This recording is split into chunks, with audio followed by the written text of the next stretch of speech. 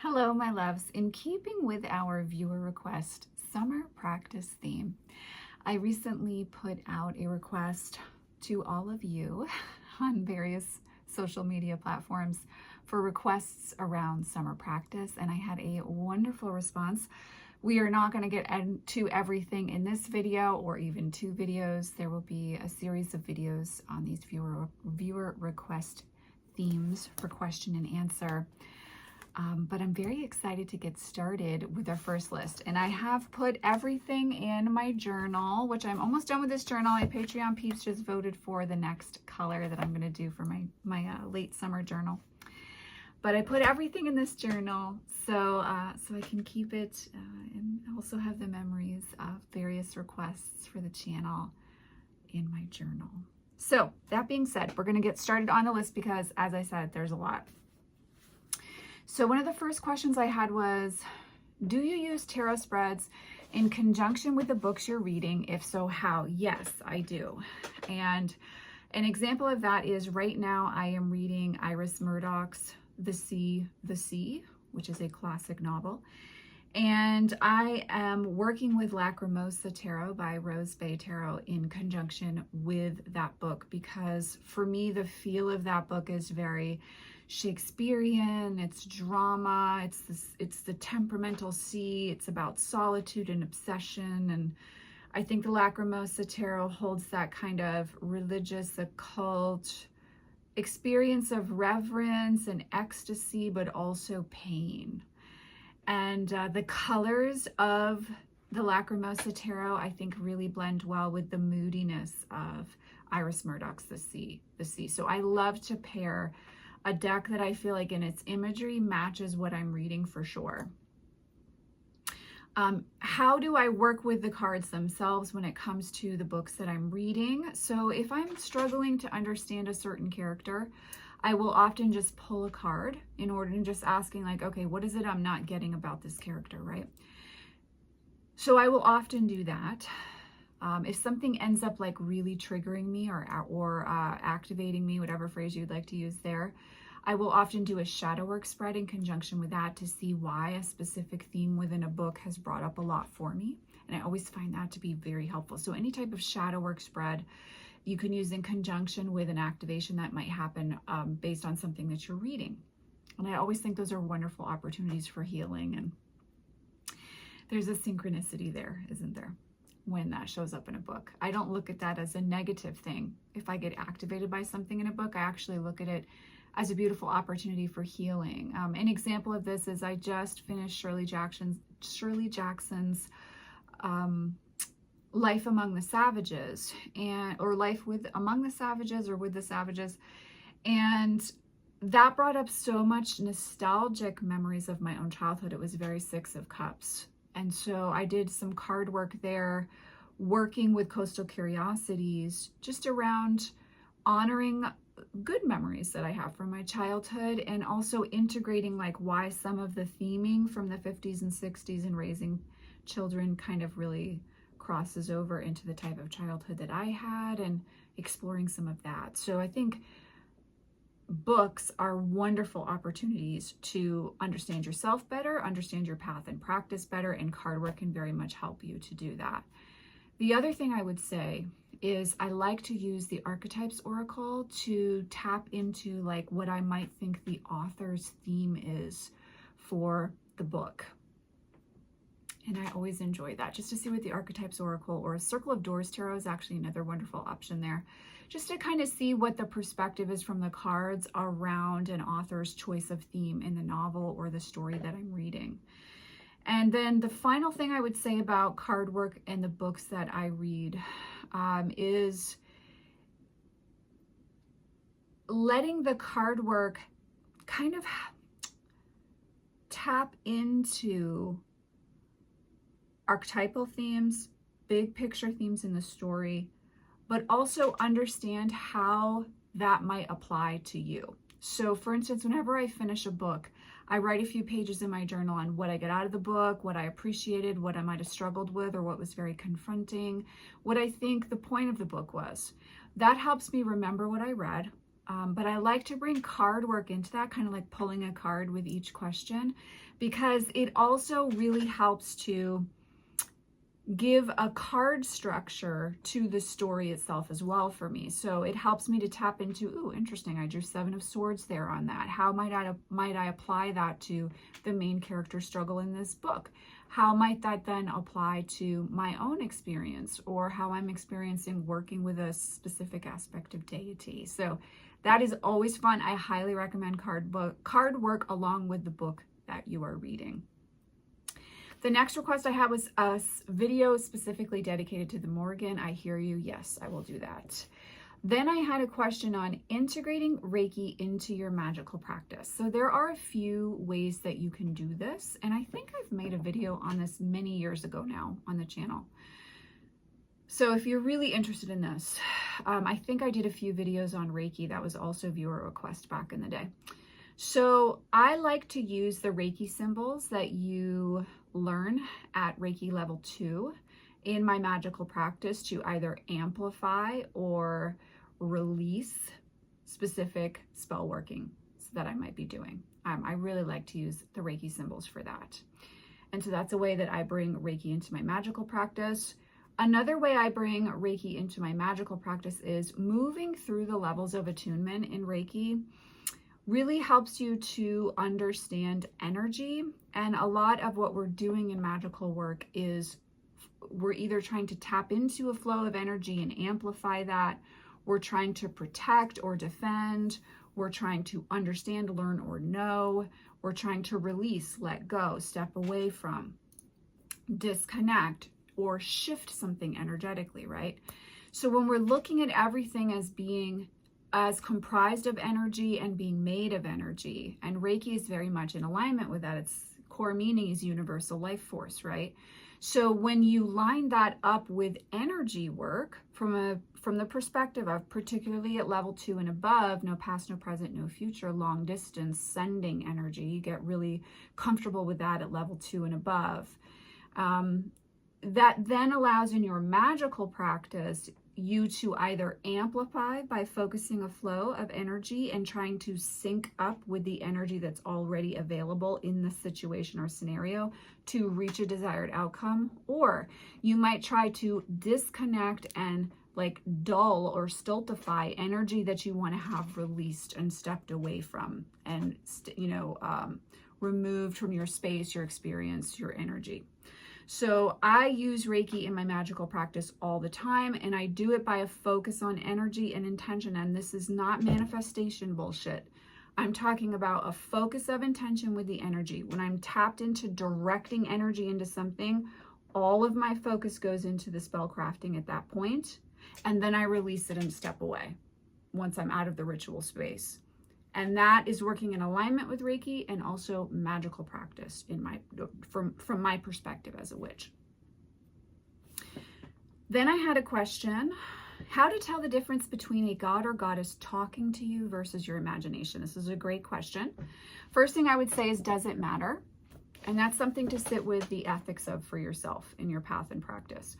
If whether you are talking to an aspect of yourself that you are experiencing as deity or a higher form of consciousness, or you are tapped into your own divine essence or higher self, or you are speaking to a separate entity and being, those are things to sit with for yourself ethically, what resonates, what feels right, and you're allowed to change those beliefs. You don't have to, because I believed this 10 years ago, I still got to believe it. No, we all grow and evolve. So I like to tap into my own personal beliefs around this.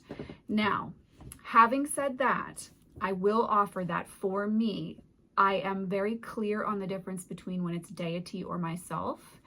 When it is just me making things up, playing pretend, if you will, it feels much more like my current present self in this energy.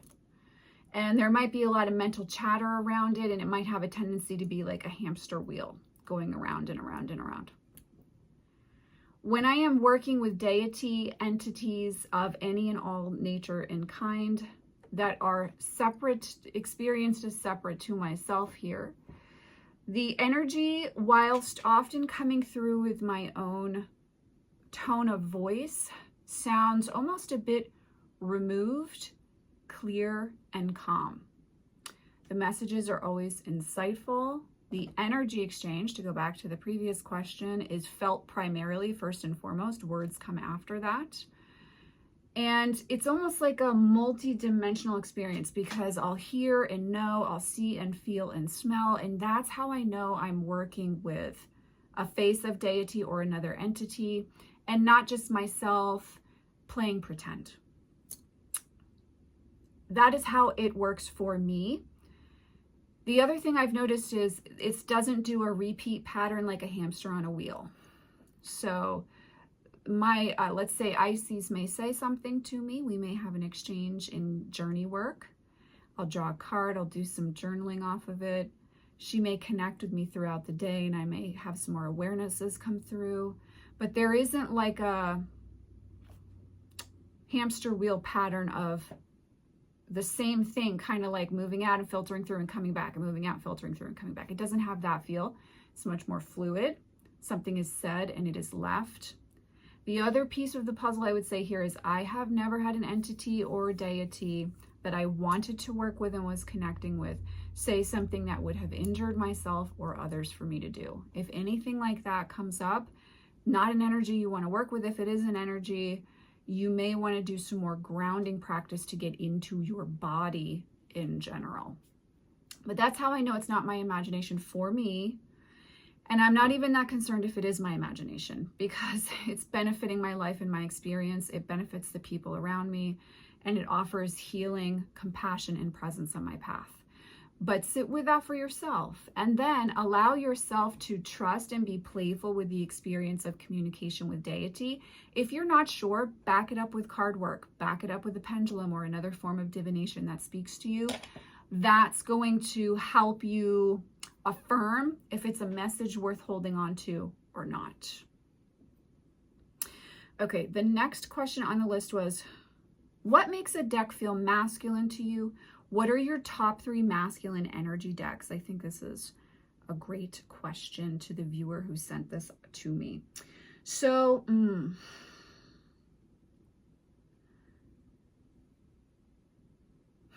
I think what makes a deck feel more masculine to me is when it has more of a sense of action, and when it feels more like I'm out in the woods, to be very honest with you. So for me, like, it's got to feel air, earth, elementally, more than fire or water. But like air, earth together combined are very masculine energies for me in my practice and how I work with the polarities, okay? So that's what makes a deck feel masculine. There's an aspect of knowing, sentience that comes in, but then there's also an aspect of like grounded and earthed action. So what I would offer to you as my top 3 masculine decks, and let me just turn behind me to make sure I'm not wrong. And I actually have more than 3. So I'm going to list a few for you, and I'll let you take inspiration from that. The Peculiar Pathways Tarot is a very wonderful example of a healthy, masculine, empowered, masculine, loving masculine air and earth deck for me. So Ivy Lies or Lennox Ree's Peculiar Pathways Tarot. The Mystical Shaman Oracle, while I would say beyond an aspect of polarity in that way, most often resonates as masculine to me, and the energy to the east of the Sweat Lodge. If you've worked with the shamanic medicine wheel at all, that deck is very in alignment with that type of energy, the men's Sweat Lodge, and that kind of like purifying, but not from a Christian shame space, from a awareness and release space, which I do think the active masculine can be very helpful for us. Very, very helpful for us. Why can't I remember his name? The Somnia Tarot, I cannot remember the creator. I know his first name is Nicholas. That deck is very masculine. for me when I work with it in a very healthy, beautiful way. It's very, while the imagery is not Odin to me, the clarity it provides is very Odin-like in its nature. The Earth and Bone Oracle, while not purely masculine in its nature, holds a lot of sacred masculine in a very healthy essence for me, and that is by Syrian Shadow. I think I just listed 3, but I have a few more that I do want to list. Brian Froud's Fairies Oracle. Not the Heart of Fairies Oracle. The Fairies Oracle has a lot of masculine fae or like Celtic shamanic fae vibe to me. And I always feel like that deck is one that can have a really great conversation with you, much like an older brother or a father figure, someone you trust who's on your side but is going to tell you the truth. I think that deck holds a lot of that energy as well. Journey into the Hidden Realm by Julia Jeffries has some really great Celtic healthy sacred masculine energy that I love. It's not purely sacred masculine, but it's got a beautiful masculine expression that if I was looking to tap into that in my practice and path, I would work with that.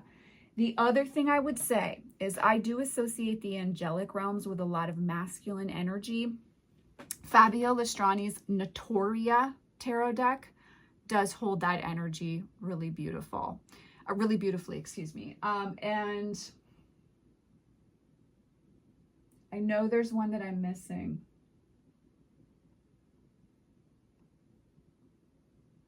Let me just look really quickly, guys. Which, by the way, isn't this wonderful? A lovely viewer gifted me this bookshelf. It's amazing. It has my entire deck collection on it. There are 2 others you might like to explore. The Pathfinder Oracle has some lovely kind of almost intergalactic masculine energy. The Citadel Oracle is one that I love when I want to work with masculine energy. From that very, like, again, almost like it is like a fantasy energy, but like a Celtic fantasy energy. So I think you can, I'm personally right now working with a lot of my sacred masculine practice right now is very much in alignment with Celtic gods. So that's why I keep referencing that. Sorry, guys. But that's been very, very healing for me personally. So that would be another deck where I could tap into that Celtic energy, but a little bit more sci-fi fantasy vibes. And the Horror Tarot by Todd Alcott, another great option if you want to tap into that kind of active air element of masculine. How to work with Fae and Fae-themed decks. My number 1 recommended Fae-themed deck would be, well, I have a few, actually. I don't want to say just one. Brian Froud's Fairies Oracle. That's the closest to how I experience Fae energy. The Old Ways. Yes, the Old Ways Magic Oracle is another wonderful one. The Night Fairies Oracle by Paolo Barbieri is another wonderful one. Let me just double check myself here. The Hush Tarot is another lovely one to access Fae energy. The Witch Sister Tarot, Journey into the Hidden Realms, both by Julia Jeffries. Compendium of Witches Oracle has some really nice Fae energy within it as well. And let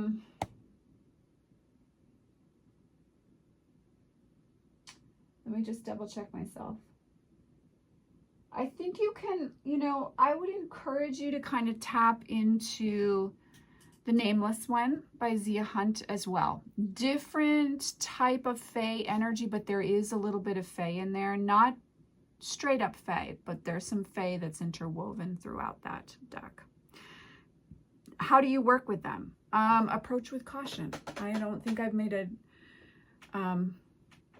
any deck by the 3 Trees Sister Tarot, like the Oak, Ash, and Thorn, would be a wonderful Fae energy deck.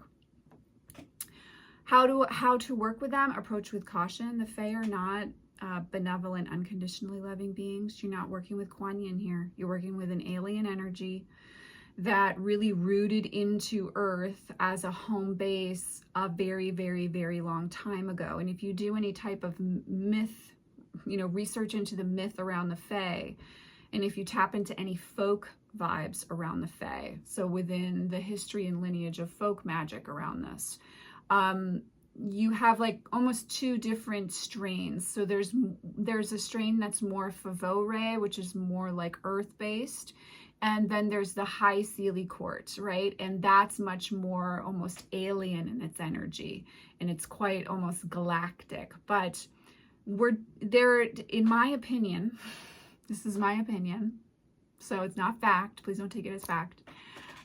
You're dealing with different energies and entities that have very different purposes here on this plane of existence. And so you can work with them and co-create with them, but be very careful about making deals with them and striking bargains, because they're operating under a different code of ethics, if you will, than you might be. And you can get yourself into a little bit of trouble. So approach with caution. Outside of that, I would connect with card work. So, and I would really recommend starting with Brian Froud's Fairies Oracle. I think it's a great compendium of Fae to connect with. And it also is going to let you know the type of Fae being you feel more connected to and that you want to vibe with in your practice. Then I would work with specific entities that reveal themselves to you, only if you feel it is safe and appropriate to work with them. So be careful with that one, but like really double check before you enter into any type of pact or working agreement with them. Very important to remember, like how do I want to say that in a way that's not inappropriate for YouTube so I don't get hit for this? You aren't the biggest energy in the room oftentimes when you're dealing with Fae. That being said, the Fauveau, the very old ones that are very small in like how they present themselves, but they're very much in alignment with the land. Like here in New England, I always end up connecting with them around the stone walls here. They tend to like to hang out in that type of space. That type of energy is really lovely, and I like to work with that. I'm a little more cautious with the Seelie Court. I'm very careful with the more alien, almost celestial type vibe of the Fae. I have not ever found the Fae to be like Disney fairies, so I cannot help you if that's how you experience them. They're not unconditionally loving, but they can teach you a lot. And so I do talk to them. I leave offerings wherever I live, particularly up here in New England where we're very much in the forest. Or by a lake, if you're in New England, particularly up in northern New England. They're there. The beings of place, the old ones, you need to come correct. So I would say start with offering work if you want to connect with one at a more intimate level. Do your card work, get to know what you're interacting with before you hang out too much. Outside of that, I have found that they will help you with magic, but there's usually a give and a take there. So please know what you're signing up for. Okay, the final question I'll do in today's video, because we're already at 22 minutes, big surprise guys, huh? Is self-care, how to take care and love your body. This was in the summer practice request as well. I really like this question for summer because it can be a time of year where we do feel more hard on ourselves for our physical bodies, how they look. How we want versus how we want them to look or think they should look, or would feel better if they looked a certain way. So I do think, we think we would feel better. I do think this is a great question for summer practice. When it comes to the self-care component, and I'm going to do a separate video on this because as I have talked about on the channel, I've really been having to come to terms with hormonally taking care of myself in a very different way than I did in my younger years, and being very understanding and caretaking of my body and less punishing and brutal with it. So I think this is a great question. And I would say the number one piece when it comes to taking care and loving your body is look at ways in which you can nurture it. Okay, so for me, like outside of magical workings around self-care and loving my body, trying in general to feed my body with the least amount of chemically processed food possible has proven to be very important, especially from 37 forward for me. Very, very important in regards to my physical health. Drinking lots of water. As I have aged, and I'm not saying this will work for everyone or apply to everyone, but this is something that does help me when it comes to self-care, is like not eating late at night, because that makes my sleep cycle very, very fractured, and I really struggle when I don't sleep. So kind of basic tenets of self-care: gently move your body if that's accessible for you, at least 3, 4, 5 times a week. Try to eat in a way that nurtures your body. So an example of this for me that will not apply to everyone is I do eat red meat once a week because it helps me to be able to do the number of readings that I do a week. I've found that my energy levels really plummet when I don't get some red meat in there. Also, I try to eat a lot of protein, especially as I'm getting older and you know, losing muscle mass is becoming something real. Just being aware of what your body needs. And the number one thing that I have found is that your body's needs change over time. In my mid-30s, intermittent fasting was really helpful for me. It's not what my body wants right now. And so I'm not doing intermittent fasting anymore, and I'm not going to be hard on myself about that. Instead, I'm finding different ways to offer my body nurturing that lets me feel more energized. So from a very brass tacks way, not really spiritual path focused, that's something that I think is important. But it's a very important part of working with the goddess Venus is caretaking your body. That doesn't mean... Caretaking means valuing your body, which means sometimes doing things that don't feel fun in the moment, but that actually help your body. So like for me to go for a walk or to go exercise, I've injured my right knee, so I'm really not able to run like I used to be able to. But for me, going for a walk can feel really selfish because I should be working during that time or I should be helping Vincent with something. But I've actually found that to give myself the gift of that walk and some weight training after actually makes my readings better. It lets Vincent have better quality time with me. And it's a way that I show my body I love my body. Eating as little chemically processed food as possible. Another way I show my body I love it.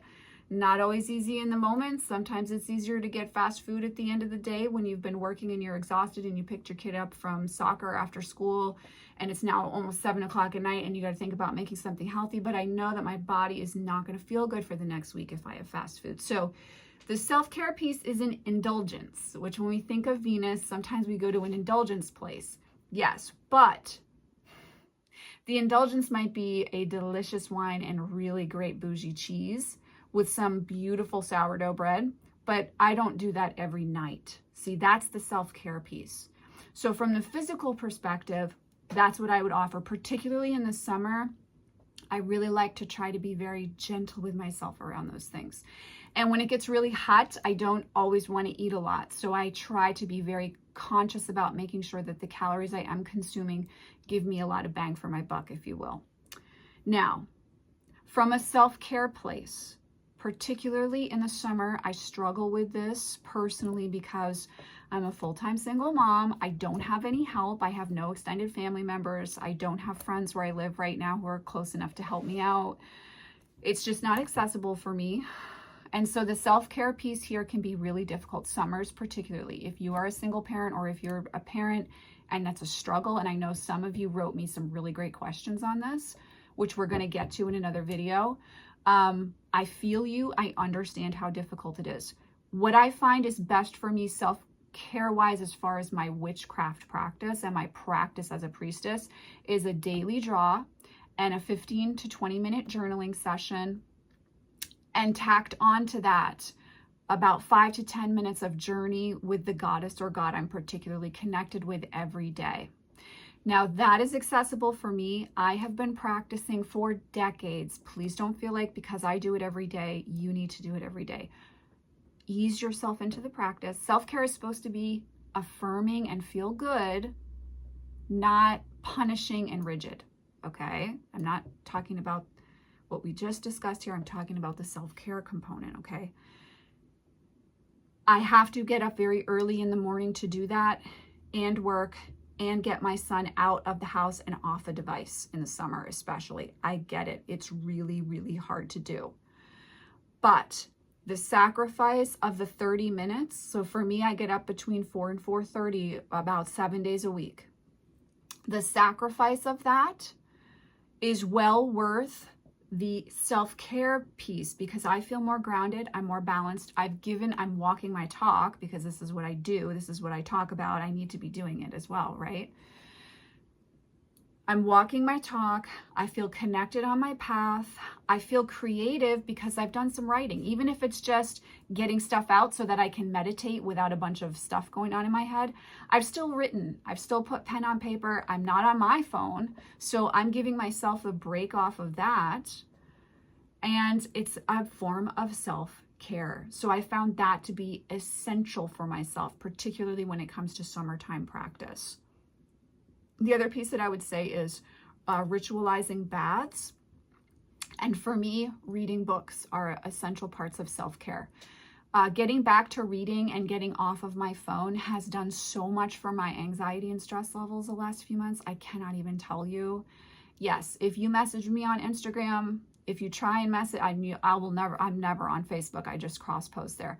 Anywhere you message me, you're probably not going to get a response. And that's not because I don't love you. It's because if I was answering everybody's messages and looking at everything that everybody had to say, or trying to keep up with everything going on in the witchcraft community or the tarot community, I wouldn't have any time to be a person, take care of my son, or have my own self-care practice and connect with my gods and walk my own path and grow in my own way. So too, for you, I would say, like, make a list and prioritize what's most important. Some scroll time may have to go. You may not be able to, be online as much as you would like. You might have to sacrifice a small window. I'm not saying hours, 15, 20, 30 minutes of extra sleep in the morning, or TV time before bed. You might have to sacrifice that for a practice, but you will find over time that you're going to feel much more grounded, much more balanced, much more connected to your path and your practice, and you will feel much less anxious. So I strongly, strongly recommend that for self-care. The other component I would say with self-care is I really do like to work with Venus for self-care rituals. And so I have a specific altar in my home always just for Venus. And I leave offerings for her there. And I have a deck that I work with specifically just for her. Right now it's the Casanova Oracle. And so I just sit there and I pull and I talk with her, but also I get messages from her about how I can engage in self-care for myself, how I can connect to beauty for myself. And I don't mean physical beauty regime. I mean beauty in general. I mean the path of walking in beauty. In that type of dialogue with her helps me to remember that I have to take care of the vessel that I incarnated in. I have to take care of the physical, rest and play, time to engage in curiosity, in creative outlet. All of those things are very important. So what's been very helpful for me in the summer is to shift the focus from I'm totally burnt out, and oh, by the way, I also don't feel like I look good and I've got to go to the beach, and then punishing myself for that. I've switched that to how can I nurture my body so I have the energy to go and play with my son and go for a hike with him or go swimming at the beach. Get us both out of the house for a little bit, get some sun on our faces. How can I connect with the goddesses and gods I work with in my path and daily practice? What creative outlet might speak to me? For me right now, that's reading books and writing poetry. I'm preparing to put my first Substack essay out. We'll see how that goes. And then allowing the self-care ritual I engage in to be things that really feel relaxing for me, like ritual baths and devotional work with Venus in the summer, I find to be particularly helpful. So those are my kind of tips and tricks for taking care of and loving your body and self-care. It is integral. Like when we follow alternative spiritual paths, we're actually not trying to get out of our body. We're not trying to avoid the body. We're not denigrating it. We're not feeling shame around it. Instead, it's about really honoring that the body gives us a physical experience for our soul's growth, and caretaking the body, not punishing it and not hurting it, but taking care of it. And then in our self-care practices, what are we doing that causes us to be able to get more rest, to have more energy, and to feel more connected in our journey? Those are the things that are going to bring the utmost joy.